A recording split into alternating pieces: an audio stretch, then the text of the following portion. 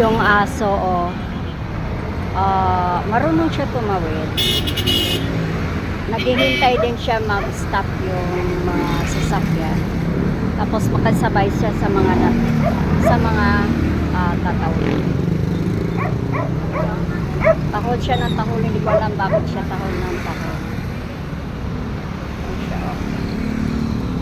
Kung meron lang akong yung tawag nito, yung lugar na kung saan pwede siyang ampunin, kukunin ko pa, parang kawawa eh. Parang hindi na iniintindi ng may-ari. Ayan.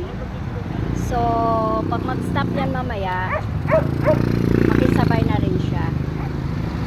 Ayan. Hintayin natin na matapos yung magpapatawid. O, tingnan mo.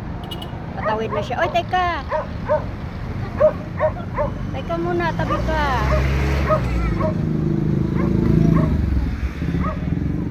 So, ayan.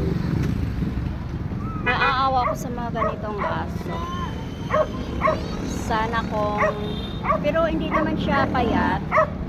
Maganda naman ang katawan niya. Problem is, tahol siya ng tahol.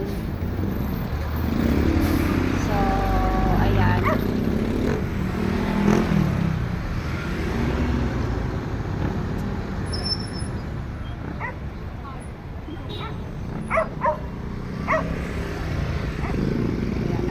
Siya na ayan, tatawid na siya kasi nag-stop na yung siya.